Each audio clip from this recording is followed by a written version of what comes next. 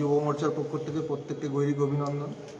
আজকে যে আমরা প্রেস কনফারেন্সে আজকে উপস্থিত হয়েছি, প্রত্যেককে বিষয়টা যে বিষয় নিয়ে আমরা আজকে প্রেস কনফারেন্স করছি, আজকে আমাদের মধ্যে উপস্থিত আছেন সম্মানীয় রবি কিষাণ মারুজি। উনি রাজস্থান থেকে আমাদের জেলায় প্রবাসে আছেন।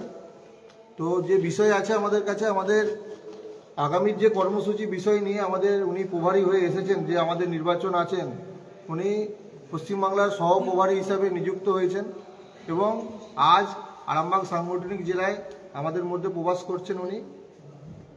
এবং আজকে যে আমাদের বিষয় নিয়ে আজকে আমরা প্রেস কনফারেন্স করছি, সেটা হচ্ছে আগামী যে 12 তারিখ আছে স্বামী বিবেকানন্দজির জন্মদিন, জন্মজয়ন্তী উপলক্ষে ভারতীয় জনতা পার্টি যুব মোর্চা পক্ষ থেকে প্রত্যেকটা ডিস্ট্রিক্টসে, প্রত্যেকটা বিধানসভায়, প্রত্যেকটা মণ্ডল স্তরে আমাদের কর্মসূচি আছে।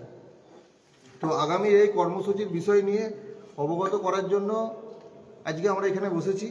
তো যে আগামী কর্মসূচি আছে 12ই জানুয়ারি বিবেকানন্দ জয়ন্তী, ওই দিনকে আমাদের ভারতীয় জনতা যুব মোর্চার পক্ষ থেকে প্রতিটি জায়গায় যেরকম প্রোগ্রাম হবে, সেই রকমই আরামবাগ সাংগঠনিক জেলায় একটি বৃহৎ আকারে একটি আমাদের র্যালি এবং বিবেক যাত্রা নামে সেটি বেরোবে আরামবাগ দৌলতপুর ফুটবল ময়দান থেকে। এবং এটি আমাদের যে গোরহাটি মোড়, যে ওখানে স্বামী বিবেকানন্দের যে আবক্ষ মূর্তি আছে, ওই মূর্তিতে আমরা ওনার আবক্ষ মূর্তিতে মাল্যদান এবং পুষ্প নিবেদনের মাধ্যম দিয়ে ওখানে আমরা ওনাকে শ্রদ্ধা নিবেদন করব। এবং এর পরবর্তী যে আমাদের প্রোগ্রাম, আমরা ওখানে একটি স্ট্রিট কর্নার আকারে ওখানে আমাদের একটি পথসভা অনুষ্ঠিত হবে। ওই পথসভায় প্রত্যেকটি আমাদের আরামবাগের যে জেলা স্তরে আমাদের আরামবাগ বিধানসভার প্রতিটি ক্ষেত্রে আমাদের যেনারা বিধায়ক আছেন ওনারা উপস্থিত থাকবেন। এবং সাথে সাথে এবং আমাদের জেলা স্তরে এবং রাজ্য স্তরের কোনো না কোনো কার্যকর্তা আমাদেরকে ওই দিনকে উপস্থিত থাকবেন। তো এই বিষয়ে অবগত করার জন্য আজকে আমাদের এখানে প্রেস কনফারেন্স। বাকি বিষয় আছে যে আমাদের এক নরেন্দ্রের যে ভাবনা ছিল, আজকে সেই বাস্তবে রূপ দিচ্ছেন আরেক নরেন্দ্র। এইসব বিষয়গুলো নিয়ে আমাদের যে চর্চা থাকবে ওই দিনকে আমাদের রাখা হবে। যেমন ধর্মের পথে চলাই ভারতের একমাত্র জীবন এবং ভারতের উন্নতি এবং ভারতের কল্যাণের একমাত্র উপায়, এক নরেন্দ্র বলেছেন। আজকে সেই ওনার কথাকে ইমপ্লিমেন্ট করছেন আরেক নরেন্দ্র। তার আমলে আমরা ধর্মের যে জাগরণ হয়েছে গোটা ভারতবর্ষ জুড়ে, সেটা আমরা প্রত্যেকেই অবগত আছি। 500 বছর পর আজকে ভারতবর্ষের যে বহু প্রতীক্ষিত রাম মন্দির আজকে নির্মাণ হয়েছে। অযোধ্যায় রাম মন্দির যেমন নির্মাণ হয়েছে, তার সাথে সাথে বিশ্বনাথ করিডর নির্মাণ হয়েছে। আজকে আমরা জানি মহাকালেশ্বরের মন্দির সর্ববৃহৎ সংস্কার ও উন্নয়নে তার হাত ধরেই হয়েছে। এবং যে নরেন্দ্র বলে গেছিলেন যে ভারতবর্ষের মানুষের কাজ চাই এবং দরিদ্র যে সীমার নিচে যারা বসবাস করে তাদের দারিদ্র্য থেকে মুক্তি চাই, সেই ওনার পথকে অনুসরণ করে আজকে আমাদের আরেক নরেন্দ্র, তিনি হচ্ছে আজকে 25 কোটিরও বেশি মানুষের দারিদ্রতা মুক্ত করেছেন। বিভিন্ন যে প্রকল্প আছে আমাদের, সেই প্রকল্পের মাধ্যম দিয়ে আজকে যদি আমরা দেখতে পাই, 4 কোটির বেশি মানুষ গোটা ভারতবর্ষে প্রধানমন্ত্রী আবাস যোজনার মাধ্যম দিয়ে বাড়ি পেয়েছেন।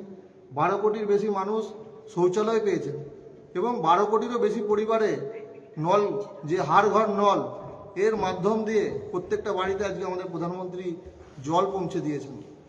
তো এই ধরনের যে ইমপ্লিমেন্টেশন যে হয়েছে, আজকে এক নরেন্দ্র বলে যাওয়া কথাগুলি আজকে আর এক নরেন্দ্র সেগুলো সাকার করেছেন, রূপ দিয়েছেন।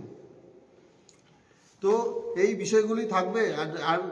আর অন্য কিছু বিষয় নেই। যে গোটা ভারতবর্ষ জুড়ে যেভাবে বিবেকানন্দ জন্মজয়ন্তী পালন হয়, তার সাথে সাথে আমরা আরামবাগ সাংগঠনিক জেলা যুব মোর্চার পক্ষ থেকে একটি বৃহৎ আকারে আমাদের মণ্ডল স্তরে তো যেরকম প্রোগ্রাম হবেই, বিধানসভা ক্ষেত্রেও হবে আমাদের, তার সাথে সাথে জেলা স্তরে এই একটি বড় প্রোগ্রাম আছে।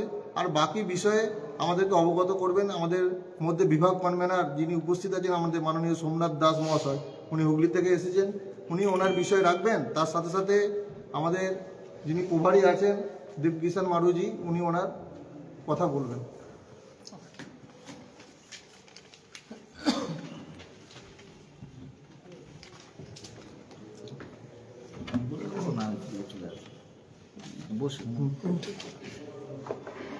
बोलिए कैसे कर लेगा। দেখুন, আমরা প্রত্যেকেই জানি স্বামীজি মানে যুব সমাজের একটা আদর্শ।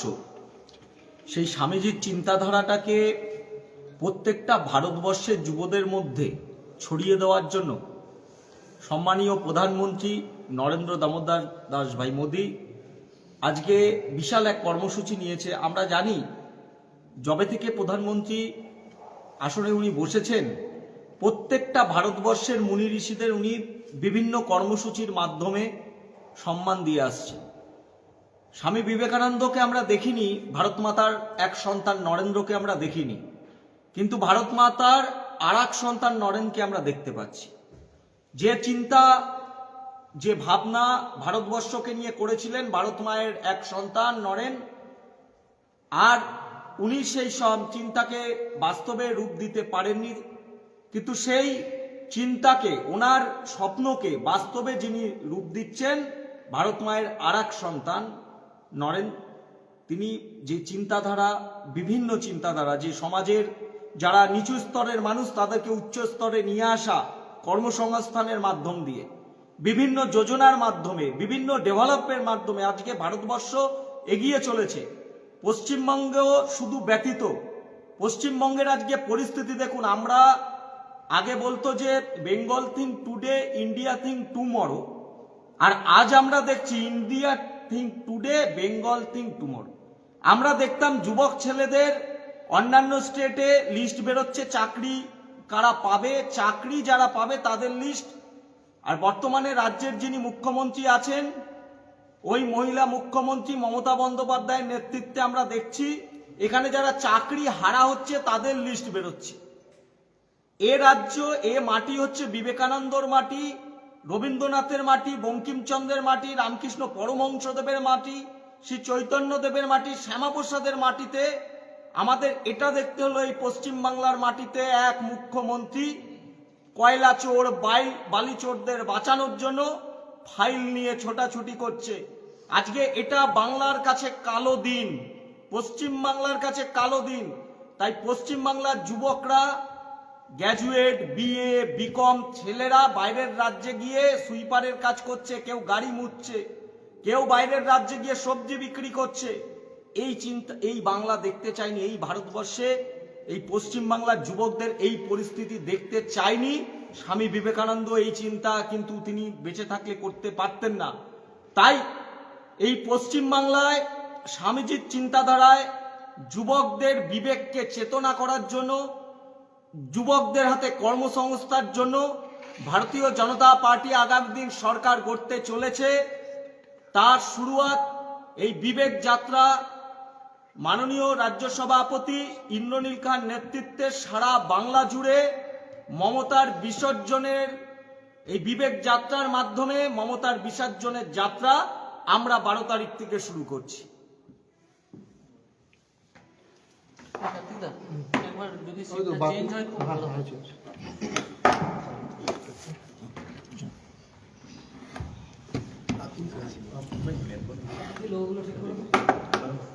वो लोग कुछ बात करना चाहते हैं आपके साथ, वो आपके साथ कुछ बात करना इस विषय पे नहीं करें, ठीक है? हमारे संगठन में স্যার এদিকে চলে আসুন। আমাকে যেতে হবে না চলে আসো। আমার একটা হ্যাঁ বলতে তো হবে। इस विषय पर वो और कुछ विषय पे आपके साथ ये अलग विषय है, ये अलग विषय है। आज आपका अलग विषय तब हम आपके साथ कुछ बात करना चाहते हैं। वेट विधायक जी का अलग विषय है। हाँ ঠিক আছে बैठिए ना, बैठिए बैठिए उसमें कोई ये पहले उसके साथ कर लीजिए। कोलकाता जाना पड़ेगा। আপনি আগে ছেড়ে দিন, इसका ছেড়ে দিও। কলকাতা में meeting है। আপনি इस विषय पे आप बोलिए ना, अरे आप राजनीति की चर्चा में ये लोग कुछ एक दो बात चल ठीक है। दिन वो लोग सवाल करेगा, हाँ आपको हाँ जवाब देना वो कोई पड़ेगा। बात नहीं, मैं दे दूंगा, लेकिन संगठन ने ये तय किया था कि हमारे गवर्नर और ये प्रेस कॉन्फ्रेंस करेंगे, ठीक है? वो बात थी, और कोई बात नहीं। चलिए, शुरू करें। हाँ बताइए। देवकिशन जी, पहला सवाल आपसे ये है, जो ये जो ममता बनर्जी का कल जो घटना हुआ है, इस बारे में बीजेपी जो भी क्लेम कर रही है, इसमें आप लोग के पास सबूत क्या है या कौन सा फाइल गया है, इस बारे में डिटेल्स आपके पास कुछ सबूत है जिस बारे में आप लोग इतना हल्ला मचा रहे हैं, इसमें इस बारे में क्या कहना चाहेंगे आप? वो तो ईडी का और ममता जी का विषय है। हम तो एक यात्रा को लेकर ये प्रेस कॉन्फ्रेंस हमने रखा है, तो वो विषय है, वो तो ईडी का और ममता जी का। लेकिन आप बीजेपी के ही है ना मेंबर, तो किस तरह से, किस नजरिए से देखते हैं इस बात को? हाँ, ममता जी का थोड़ा सा वो व्यवहार जो है वो लोकतांत्रिक व्यवस्थाओं में, संवैधानिक व्यवस्थाओं में जिस प्रकार की हमारा डेमोक्रेसी में हम लोग रह रहे हैं, उस व्यवहार में थोड़ा बदलाव जरूरी है। ईडी एक लोकतांत्रिक व्यवस्था है भारत की, तो मैं ये चाहता हूँ, सभी का विश्वास है ईडी पर, तो ममता जी को भी करना चाहिए। लेकिन राहुल गांधी से लेकर ममता बनर्जी, हर विरोधी दल यही बात बोलते हैं जो ईडी का और आप लोग गलत इस्तेमाल कर रहे हैं। केंद्र सरकार, नरेंद्र मोदी, अमित शाह इस बात को लेकर हमेशा जब भी जब यहाँ बंगाल में, खास करके आप लोग बंगाल का हथिया नहीं पा रहे, इसीलिए आप लोग ईडी का इस्तेमाल करके इसको दबाना चाहते हैं, कोशिश करना चाहते हैं, बंगाल को जीतना चाहते हैं। ऐसा कोई विषय भी नहीं है, ऐसी कोई बात नहीं है, वो तो कोई तथ्यों पर ही सारी चीजें होती है। ऐसा उनका आरोप लगाना मेरे को लगता है निराधार है, वो आरोप ग्राउंड पे ऐसा कुछ भी नहीं है। नहीं, क्योंकि आरोप इसीलिए उठ रहा है क्योंकि ईडी का जो परफॉर्मेंस है वो परफॉर्मेंस लेकिन अब तक बहुत अच्छा नहीं है। जितना भी रिजल्ट आया है उसमें से कुछ मामले में ही ईडी सजा दिला पाई है। वो लोकतांत्रिक एक व्यवस्था है, वो ईडी का प्रशासन करता है वो सारी चीजें। हमारे देश में सुप्रीम कोर्ट भी है, हमारे देश में बहुत सी व्यवस्थाएं हैं, तो किसी को अगर कोई दिक्कत है तो वो वहां पर भी रख सकता है। सुप्रीम कोर्ट बार बार कह चुका है जो ईडी का मतलब राजनीतिक इस्तेमाल ना हो, तो इस बारे में आपका क्या ख्याल है? नहीं होता है, ऐसा कुछ भी नहीं हो रहा है, ऐसी कोई बात नहीं है। तृणमूल कांग्रेस अपने विकास का एजेंडा बढ़वा दे रहा है, लेकिन आप किस तरह कैंपेन चलाएंगे हम लोग? हम तृणमूल की जो सरकार है उसमें जिस प्रकार से भ्रष्टाचार है, जिस प्रकार से युवाओं के रोजगार का विषय है, जिस प्रकार के धांधली का विषय है, वो सभी हम ग्राउंड पे एक नैरेटिव बना है तृणमूल सरकार के विरुद्ध में, तो हम लोग उसी विषय पर हम लोग इस स्टेट में। क्या आप लोग लगता है कि आप 2026 के राज्य चुनाव में अपनी 4 विधानसभा सीट बचा पाएंगे? हाँ, एकदम 100% हम सरकार बनाएंगे, इसमें कोई दो राय नहीं। तो क्या संभव की है कि आरंभक जीतने वाले जो चारों एमएलए है वो सब डिविजन में, वो क्या आप अपने कंट्रोल में रख सकते हैं? वो जीत पाएंगे चारों विधानसभा? हाँ, एकदम कोई दिक्कत नहीं। क्या मेंबर जो पहले जो जीता हुआ जो एमएलए है वो क्या चेंज होगा या वही रहेगा? वो तो हमारा विषय भी नहीं है ना, हमें इस बारे में। तृणमूल का कहना है जो वो लोग डिजिटल योद्धा बन के एक डिजिटल मतलब शुरुआत किया है, उसी का कॉपी आप लोग ये कर रहे हैं। नहीं, हमारा हर इलेक्शन में नमो वॉरियर्स का प्रोग्राम होता है, और हर इलेक्शन जो भी स्टेट इलेक्शन होता है उसमें हर इलेक्शन का ये पेटेंट है हमारा। इस बारे में क्या टारगेट देना चाहते हैं आप अपने कैंडिडेट लोग को? कैंडिडेट और पूरी संगठन लगा हुआ है, पूरा युवा मोर्चा के नए कार्यकर्ता जो भी हैं वो सभी इसी में पूरी निष्ठा और ईमानदारी के साथ। बीजेपी के अंदर जो अंदरूनी झगड़े हैं वो क्या संभल पाएंगे आप लोग? हाँ, एकदम संगठन एकदम पूरा वो उस चीजों को अभी भी भाजपा छोड़ के और कई दलों में जो जा रहा है वो क्या रोक पाएंगे? हाँ, एकदम हम जो निष्ठा और ईमानदारी के साथ पार्टी के साथ लगे हुए हैं वो कोई नहीं जाने वाला, और सभी लोग पार्टी के साथ। इस बंगाल को लोग देखे हैं कि ममता बनर्जी जो फाइल लेके चला जा रहा है उसके बारे में कोई कार्रवाई होगा या केंद्र में जो सरकार है उसके साथ कुछ अनहोनी हो जाएगा? है ना, सभी चीजें संवैधानिक नजरिए पे जो भी चीजें हैं उस प्लेटफॉर्म पे काम किया जाए। सीपीआईएम और कांग्रेस यहाँ साफ साफ कह रही है जो आप लोग का गॉटअप है ये आम जनता का जो मामला है, मुद्दा है, उस मुद्दे से ध्यान भटकाने के लिए तृणमूल बीजेपी आपस में गठप करके ये परिस्थिति तैयार किया है ताकि आम जनता का मसला से ध्यान भटक वो जाए। तो कुछ बोले ना तो भी ठीक है, क्योंकि जनता ने उनका देखा है किस प्रकार से तृणमूल के साथ और लोकसभा चुनाव में और मैं सभी में जनता ने देखा है उनका, उनको बोलने की कोई आवश्यकता नहीं है। ওকে থ্যাংক ইউ এবার দাদা নিয়ে চলি আপনার কি বিষয় আছে যদি আপনি ওটা আমার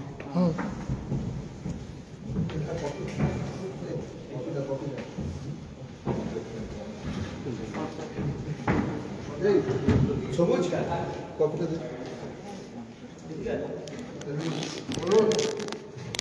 আজকে প্রথমে আপনাদের সকলকে নমস্কার জানাই।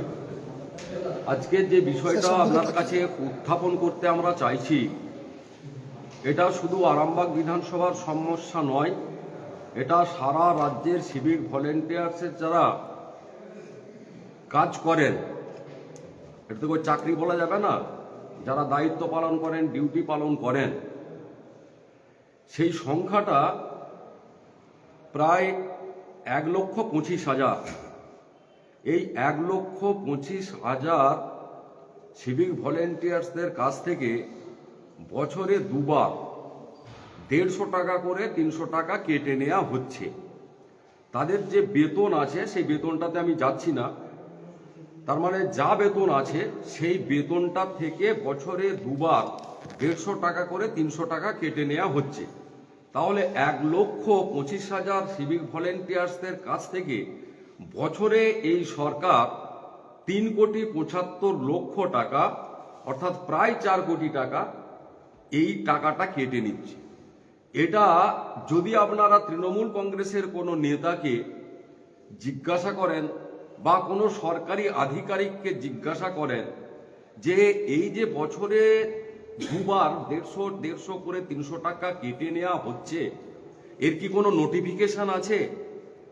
এটাকে যদি আনঅফিসিয়ালি বলা হচ্ছে যে আমরা এই টাকাটা কাটছি, ভবিষ্যতে উনি মারা গেলে তার দাহ কার্যের জন্য 15,000 টাকা এবং ফ্যামিলিকে 60,000 টাকা দেব, 50,000 টাকা দেব, এই যে টাকাটা দেবে তার নোটিফিকেশনটা কি, তার গ্যারেন্টিটা কি, কোন সংস্থার সঙ্গে এরা এই চুক্তিটা করেছে, যেটাকে আমরা যদি বলি ইন্স্যুরেন্স, তাহলে ইন্স্যুরেন্সটা এই সিভিক ভলেন্টিয়ার্সদের পক্ষে জন্য সরকার কাদের সঙ্গে এটা করেছে, এটা হচ্ছে আমার মূল বিষয়।